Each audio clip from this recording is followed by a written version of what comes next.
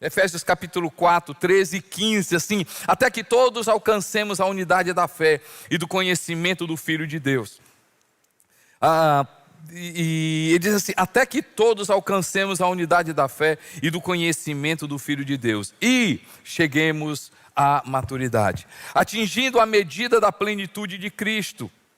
E aí ele fala: o propósito é que não sejamos mais como crianças, levados de um lado para o outro pelas ondas, nem jogados para cá e para lá por todo o vento de doutrina e pela astúcia e esperteza de homens que induzem ao erro. Antes, seguindo a verdade em amor, e aí cresçamos em tudo. Podemos repetir: cresçamos em quê, gente? Vamos lá, todo mundo, cresçamos aonde, gente? Crescemos em tudo naquele que é a cabeça, Cristo. Como saber que eu cresci? Vale a pena você conferir no nosso canal do YouTube, tanto no meu canal, como também no canal CC Videira, da parte 1. A gente começamos a falar domingo passado sobre maturidade espiritual. Como saber que eu cresci? Como saber que eu não sou mais criança espiritual? A Bíblia fala sobre a criança que nós devemos ser, como de alma, né? de coração, no sentido de pureza, mas a Bíblia chama atenção sobre infantilidade espiritual. E a proposta aqui realmente é a gente inspirar você de crescer. Como diz aqui a carta que Paulo escreve aos Efésios, né? Você ter a maturidade de Cristo, né? Nós queremos que realmente você possa, durante essa série, verificar onde que está o teu nível. Nós queremos realmente que você aumente o seu nível de maturidade. E aí, como saber que eu cresci? Primeiro, gente madura. Quando é que eu sei? Quando eu troco minhas desculpas pela responsabilidade. Quando eu troco as minhas desculpas pela autorresponsabilidade. Muita coisa eu poderia falar sobre autorresponsabilidade, pessoas que assumem a sua postura, mas eu quero ler só esse texto de Daniel capítulo 1, verso 8, Daniel 1, 8, diz assim: Daniel, contudo, decidiu não se tornar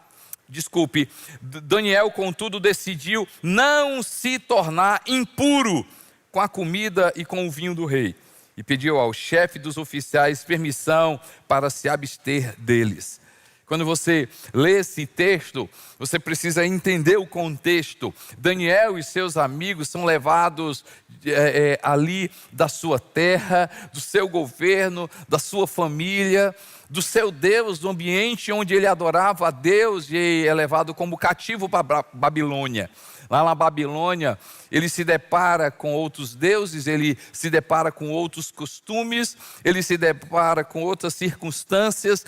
Na verdade, ele passa a ser escravo. E aí, o que é que acontece? O rei começa a preparar um grupo de pessoas, e ele pega, se você pega o texto de 1 Daniel, ele pega os jovens e ele quer estar inserindo a cultura dos babilônios. O nome de Daniel muda, o nome dos seus amigos mudam, ele é confrontado, mas o texto diz que ele assume a responsabilidade assim: não, nisso eu não vou entrar, eu não vou entrar nisso. E gente, qual é a desculpa que você tem dado sobre a sua vida espiritual? Qual a desculpa que você tem dado? Qual a desculpa que você tem dado para não orar? Qual é a desculpa que você tem dado para não ler a Bíblia? Qual é a desculpa que você tem dado para não estar numa igreja? Qual é a desculpa que você tem dado para não seguir a Jesus? Qual é a desculpa que você tem dado? Qual é a desculpa que você tem dado? E quem sabe a desculpa que eu e você nós temos dado, Deus está dizendo que é sua responsabilidade. E gente, a gente encontra na Bíblia, na verdade, tudo começa com uma desculpa. Qual foi a desculpa de Adão? Por que você fez isso, Adão? Não, a mulher que você me deu. Por que você fez isso? Não, foi a serpente. Você precisa ter procurado o culpado. É como uma criança. É uma criança. Você já viu criança dando desculpas? Dá uma olhadinha nesse vídeo aí. Léo, e esse monte de brinquedo aqui no chão? O Ramon? Eu vi você brincando com esses brinquedos aqui também.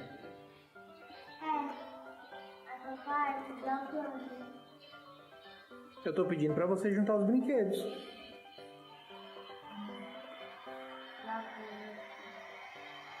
Eu não vou falar mais nenhuma vez, tá, Caléu? Você vai juntar os brinquedos agora.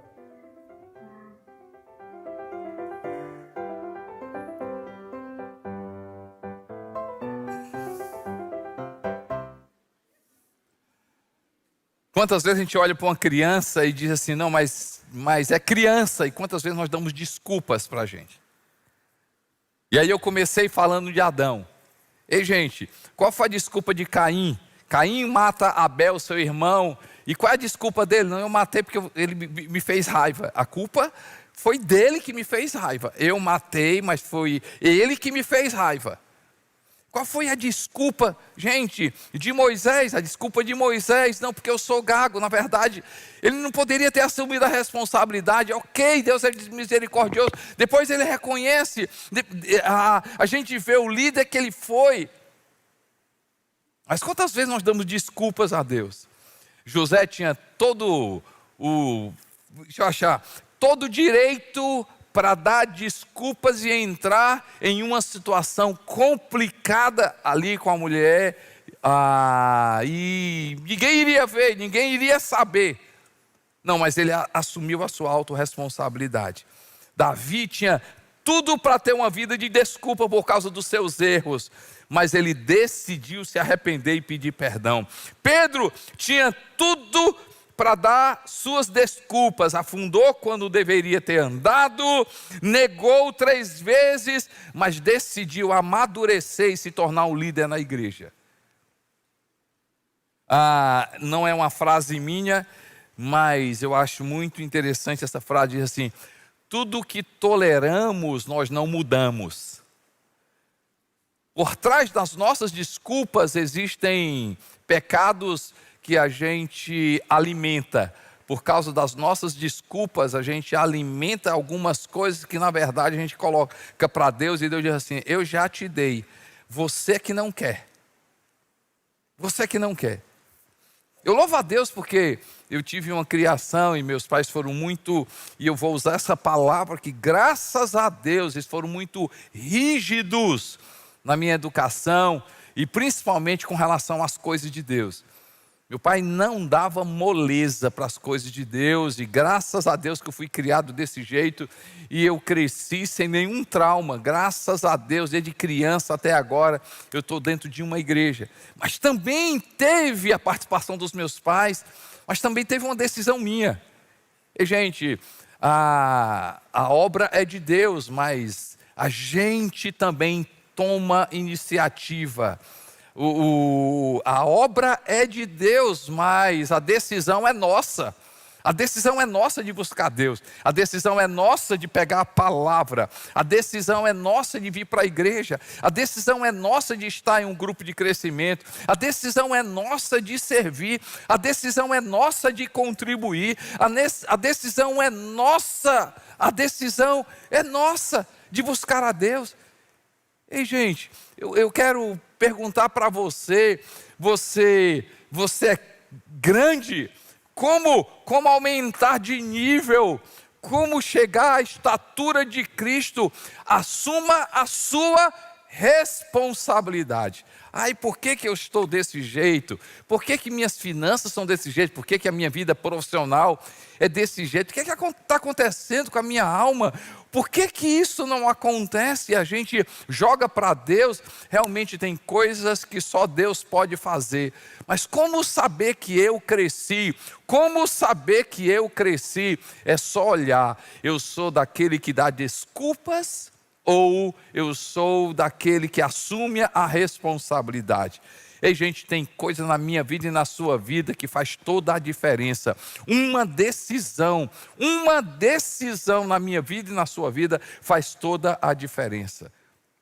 Eu vejo um dia uma pessoa, a Bíblia fala sobre, a gente conhece sobre o jovem rico.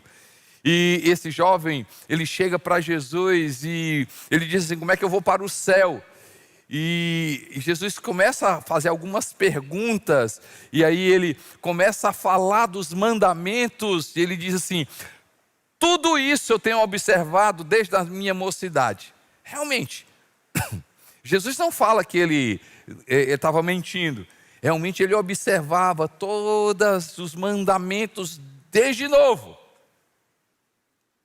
Sabe o que Jesus diz para ele? Jesus diz assim: só falta uma coisa para você. Eu gostaria de ter uma vida, pastor Orlando, que Deus dissesse assim para mim: só falta uma coisa para você, Costa Neto. Já pensou se só faltasse uma coisa para você chegar no céu, gente? Eu não sei você, mas eu tenho muita coisa que ainda Deus tem para fazer na minha vida. Quem é igual a mim, que tem muita coisa para Deus fazer? Para esse cara só estava faltando uma coisa, Beto. Uma coisa. E estava na mão dele para fazer. Gente, o céu estava aberto. O dono do céu estava na frente dele. Mas tinha uma coisa na vida dele, que ele era responsável. Sabe o que ele fez, Moisés? Ele não quis. Ele não quis. Quando a gente fala de maturidade, gente, a gente fala da estatura de Cristo. A gente fala do conhecimento de Jesus. Quando a gente fala de maturidade, é gente como eu e você. Não somos perfeitos, mas eu e você podemos hoje sair daqui responsáveis. Responsáveis. Leonard Reneville, ele diz uma coisa, ele é autor de um livro muito antigo, chamado Porque Tarda o Avivamento. E ele diz uma coisa interessante, ele diz assim: se nós fôssemos tão eficientes nas coisas de Deus, como nós somos nas coisas nossas particulares, coitado do diabo. Vou repetir novamente. Se a gente fosse eficiente nas coisas de Deus, como nós somos na nossa vida profissional, como nós somos, na vida, né? E aqui tem muita gente do A13 aí, para passar, para ir para o ITA, para alcançar coisas. E, gente, tem tantas donas de casa aqui, tem tantas pessoas aqui. Se a gente fosse eficiente nas coisas de Deus, como nós somos eficientes no nosso dia a dia, coitado do diabo. Coitado do diabo. A minha pergunta para você: quais são suas desculpas?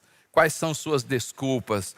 Hoje é dia da gente pedir, e realmente, como nós cantamos: Senhor, vem com o teu poder. Eu assumo a responsabilidade. Sabe por que eu estou assim? Sabe por que eu estou desse jeito? Culpa minha, culpa minha, culpa minha. Culpa sua, mas hoje o Espírito Santo vai fazer com que eu e você, a gente venha crescer, amém, gente? A gente venha tomar uma postura, sabe de uma coisa? Eu vou buscar a Deus, eu vou buscar a Deus. Glória a Deus pela igreja, glória a Deus pelos líderes, glória a Deus pelos GCs, glória a Deus pelos terapeutas, glória a Deus pelos livros, mas tem coisas que cabe a mim e você, tem coisas que cabe para mim e para você, tem coisas que estão nas minhas mãos e podem fazer completamente a diferença na sua vida. Hoje eu oro para você tomar uma postura e dizer o seguinte: olha, eu segunda-feira não vou estar lá, eu não vou acordar você para buscar a Deus.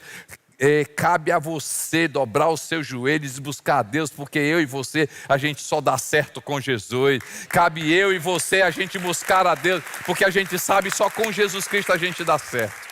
Gente grande assume responsabilidade. Gente grande tem autorresponsabilidade. Gente grande entende de alguns erros. A gente tem que entender que foi decisão nossa e a gente precisa pedir a Deus. A gente precisa entender se estamos em determinada situação. É decisão nossa. Gente grande assume autorresponsabilidade, mas também, quando é que eu sei, quando saber que eu cresci, quando eu troco o meu pelo nosso, quando eu troco o meu pelo nosso. Lucas capítulo 22, versos 24 a 27. Lucas 22, versos 24 a 27, diz assim: surgiu também uma discussão entre eles, acerca de qual deles era considerado o maior. Jesus lhes disse: os reis das nações dominam sobre elas, e os que exercem autoridade sobre elas são chamados benfeitores.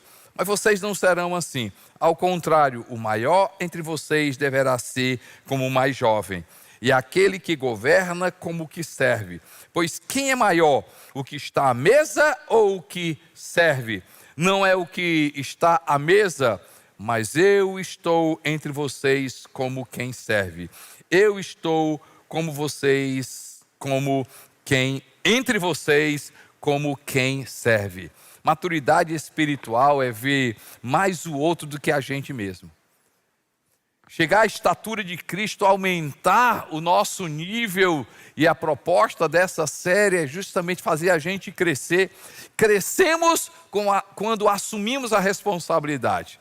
Quanta gente não está dentro de uma igreja porque se decepcionou com a igreja. Aí vem cá, quer dizer que vai chegar lá no céu e dizer que a culpa de você foi não ter crescido, foi por causa de uma igreja. Igreja não pode ser fim, igreja é meio. Não bote culpa na vida de um líder.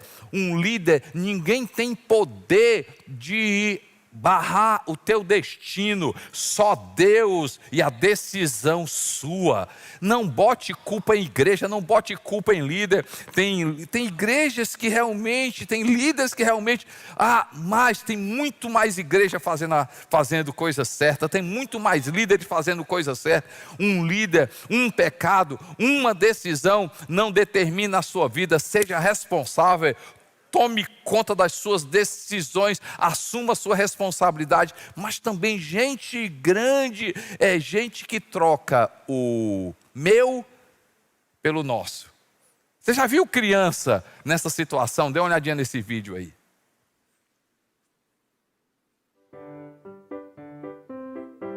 E por que você estava...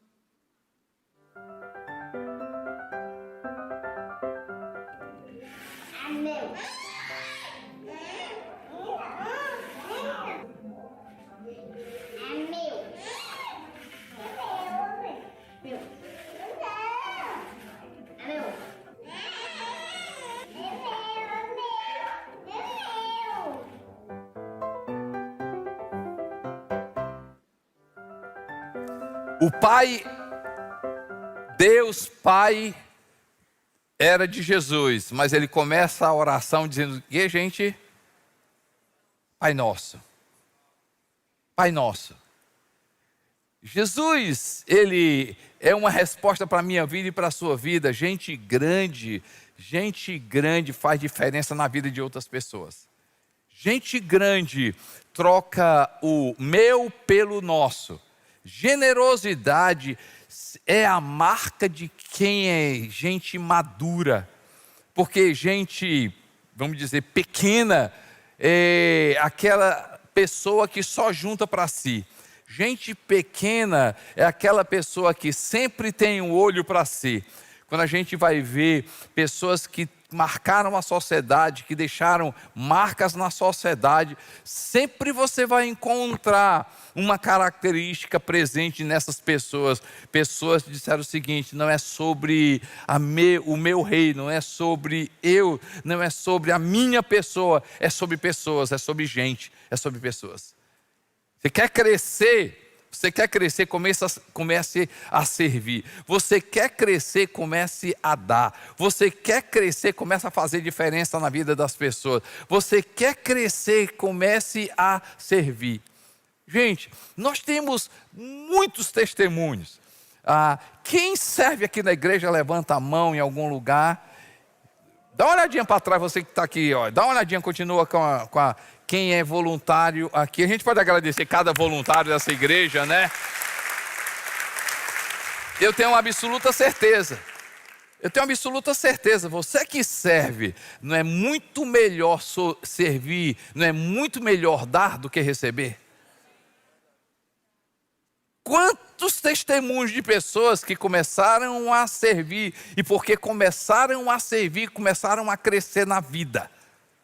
Começaram a crescer na vida. Começaram a servir aqui, daqui a pouco serve em casa, começaram a servir, começaram a doar. E gente, nós não temos noção como pessoas grandes têm isso na vida. Tem isso na vida. Quando a gente olha para esse texto, as pessoas estavam querendo brigar. Quem era o maior? Quem era o maior? E Jesus, o Todo-Poderoso, diz assim: não, eu estou aqui para servir. E aí, se tem algo que a gente trabalha aqui na igreja, é a questão da cultura de servir. Eu vejo uma igreja onde cada membro serve porque servir é fruto da natureza de Deus.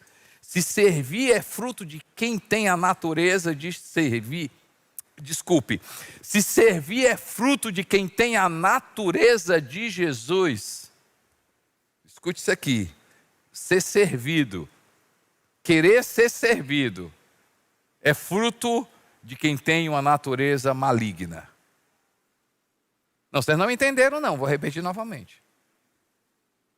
Se servir é fruto de quem tem uma natureza de Jesus, quando nós queremos ser servido, quando nós queremos apresentar os nossos direitos, quando nós queremos dizer assim, não, o direito é meu, quando nós queremos que as pessoas venham nos servir, nós carregamos uma natureza que não é de Deus. Do Gênesis ao Apocalipse, na palavra de Deus, a gente vai encontrar um Deus que serve. Um Deus que sempre dá, um Deus que é grande, sabe por quê? Porque Deus dá. E do Gênesis ao Apocalipse a gente vai encontrar o diabo sempre querendo ser servido. Eu te darei se você se prostrar. Eu vou, se você sempre querendo ser servido. Se a gente quer chegar na estatura de Cristo, a gente precisa assumir nossas responsabilidades. Se a gente quer crescer, gente madura do ponto de vista de Deus, é gente que enxerga o outro, é gente que troca o meu pelo nosso, o meu pelo nosso. Eu não gosto de falar muito sobre isso, porque eu não quero que vocês me reconheçam como vítima e vitimizar, mas no dia que eu recebi o diagnóstico, há 2 anos atrás, 2 anos e meio atrás, eu poderia ter morrido. Pela graça de Deus, Deus me deu uma chance. Mas quando, nos primeiros dias que eu recebi ali, eu olhei para mim e disse assim, meu Deus, eu vou morrer. Meu Deus, eu vou morrer. E, gente, Deus me deu uma chance. Para a glória de Deus, Deus me deu uma chance. E a neném não está aqui. De manhã eu estava pregando, fazendo essa pregação, e ela estava por aqui. Uma das discussões no nosso casamento é porque eu sou muito elétrico. É porque eu não paro. Eu chego para a neném e digo assim, neném, eu só tenho uma vida. Eu só tenho uma vida para fazer diferença. E eu me lembro quando eu era adolescente, em um acampamento da minha antiga igreja, eu fiz o seguinte pedido para Deus: Deus, eu quero estar na frente da batalha, eu não quero terminar os meus dias, Senhor meu Deus, ó Pai, sentado, eu quero terminar os meus dias gastando a minha vida para Ti. Ei, gente, a pior morte não é aqui, morte, lógico, você vai para debaixo da terra, mas a pior morte não é aquela que se vai para debaixo da terra. A pior morte é quando ainda vai debaixo da terra e ninguém mais conhece a pessoa. Ninguém mais se lembra da pessoa. Eu não quero, depois que Jesus Cristo me levar, eu quero ser conhecido, eu quero ser lembrado por um legado, ter contribuído na vida das pessoas. E as pessoas vão vir para Jesus por causa de mim e de você, mas vão permanecer por causa dele. Seja um instrumento de trazer as pessoas para Jesus. Seja um instrumento de trazer as pessoas para Jesus. Elas virão por causa do seu testemunho, elas virão por causa do seu servir, elas virão por causa do seu amor, mas elas vão ficar por causa dele. Mas você vai contribuir na vida de uma pessoa e fazer com que generosidade é trocar o meu pelo nosso. Você pode dar glória a Deus por causa disso, amém, gente? Gente grande troca o meu pelo nosso. Mas também, quando é que eu sei? Quando saber que eu cresci? Como é que eu posso medir a maturidade cristã? Quando eu sou guiado pelo Espírito Santo. Quando somos guiados pelo Espírito Santo. Eu quero estar lendo alguns textos interessantes. Romanos capítulo 8, verso 14. Romanos capítulo 8, verso 14 diz o seguinte, porque todos que são guiados pelo Espírito de Deus, esses são filhos de Deus.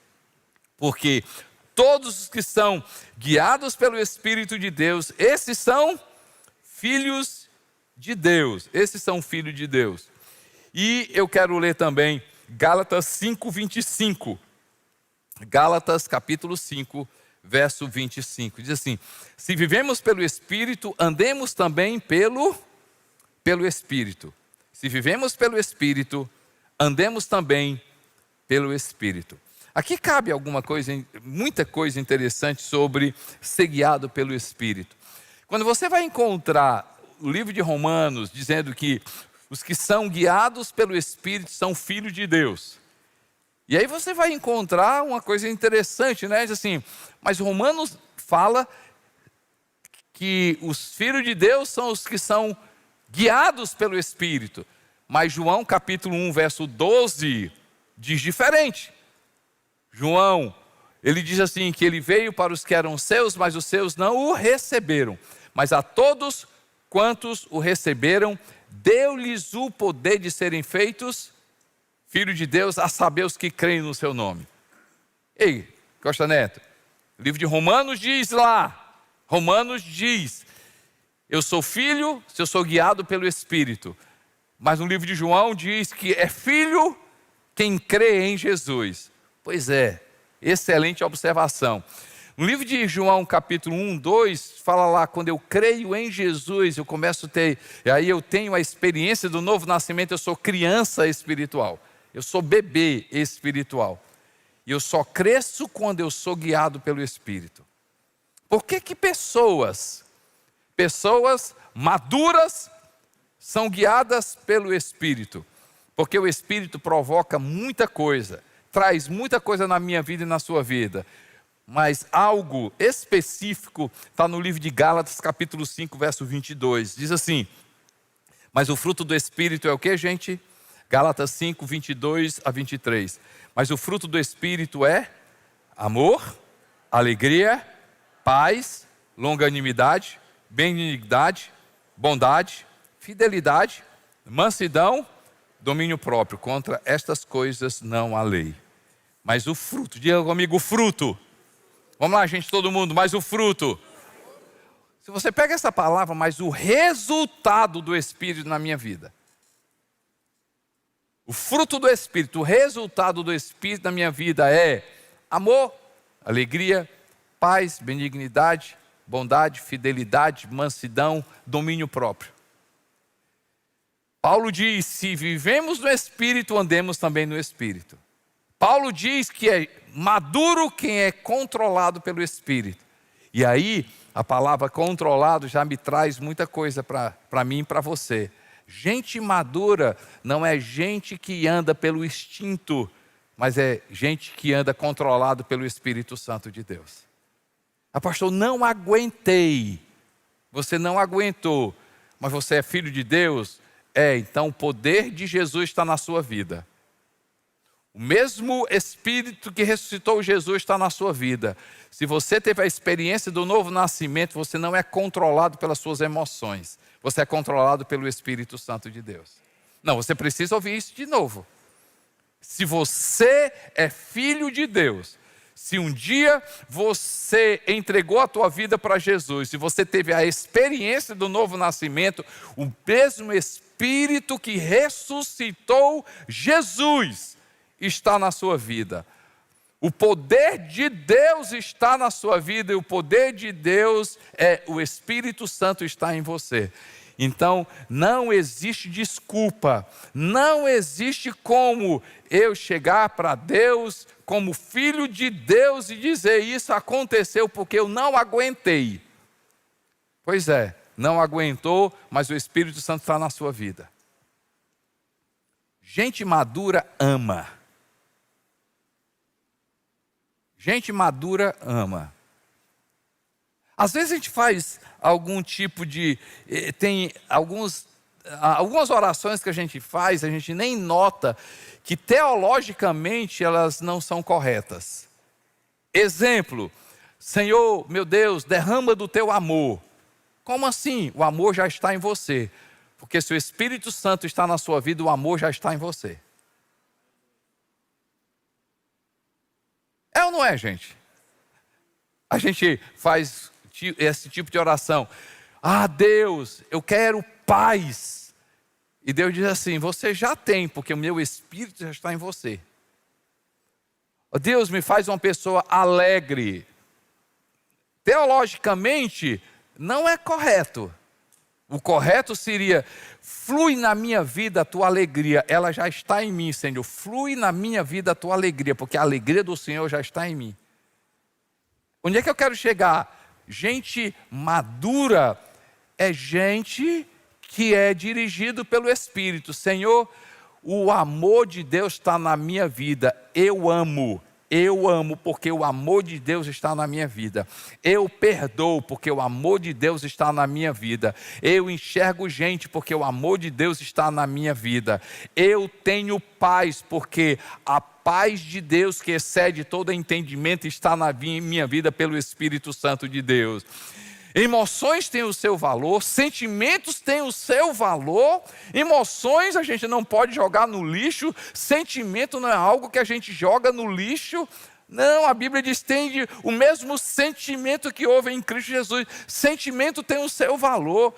Ei, mas tem coisa na minha vida e na sua vida que eu e você não decidimos pelos nossos sentimentos, nem pelas nossas emoções. Nós decidimos porque somos controlados pelo Espírito Santo de Deus. O amor já está na sua vida. Gente grande ama, gente grande perdoa, gente grande tem paz, gente grande é alegre, gente grande tem domínio próprio. Tem domínio próprio. Eu não aguentei, por isso que eu cedi. Eu não aguentei. Não, você cedeu porque você decidiu. Ei, gente, deixa eu te falar uma coisa. Para seguidor de Jesus, o pecado não tem mais domínio sobre a sua vida. Para seguidor de Jesus, escute isso aqui. Isso aqui é para gente grande. Isso aqui não importa se você chegou ontem ou se você tem 20 anos como seguidor de Jesus. Escuta isso aqui. Para seguidor de Jesus, pecado não é mais algo que te domina. Pecado é uma decisão e eu provo biblicamente. O livro de Tiago diz o seguinte: ninguém diga, sou tentado por Deus, porque Deus não tenta ninguém. Cada um é tentado pela sua própria cobiça quando esta o atrai e o seduz.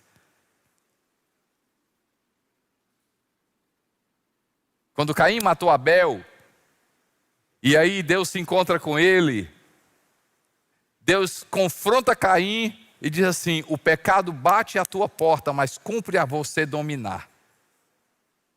Gente grande é gente que reconhece que a gente depende do Espírito Santo. Agora, com o Espírito Santo, Ele me dá força. Com o Espírito Santo, Ele me ajuda a vencer a tentação. Com o Espírito Santo, Ele ajuda a eu decidir. Com a ajuda do Espírito Santo, por isso que nós não damos certo sem Jesus. A gente só dá certo com Jesus, porque com Jesus nós temos o Espírito Santo de Deus. Com Jesus nós temos o Espírito Santo de Deus. Gente grande tem bondade e benignidade. O que é bondade e benignidade?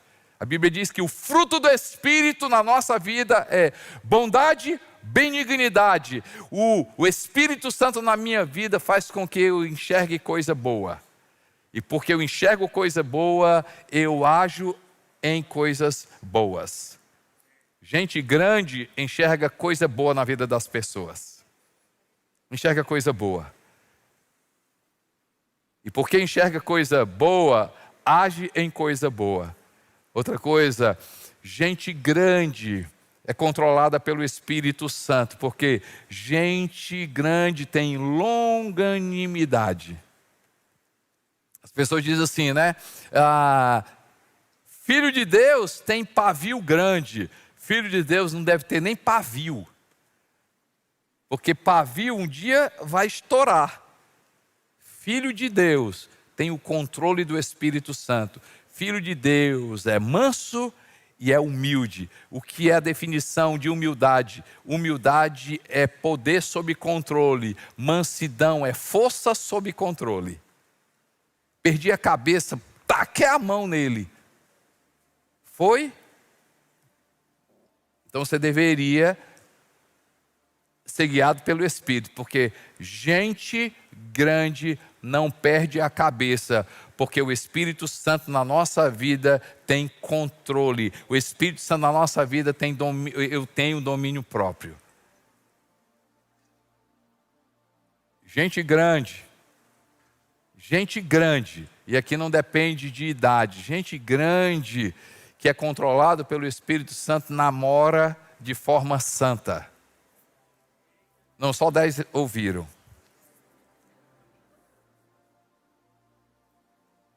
Gente grande, cheia do Espírito, namora de forma santa.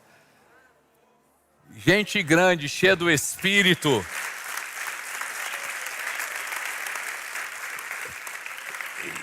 Gente grande, cheia do Espírito, controla o que vê no celular. Gente grande, cheia do Espírito, controla o que assiste na internet. Gente grande, cheia do Espírito, decide ver aquilo que vale a pena ver. Gente cheia do Espírito, decide conversar aquilo que precisa. Gente cheia do Espírito é gente imperfeita, mas é gente que quer tirar nota 10.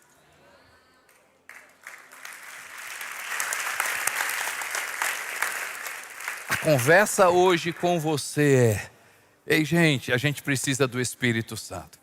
A gente precisa do Espírito Santo. A gente precisa que Ele venha com poder sobre a nossa vida. A gente precisa nessa tarde dizer, Espírito Santo, eu assumo a responsabilidade. Mas Espírito Santo, tem coisas que o Senhor pode e eu preciso que o Senhor faça na minha vida.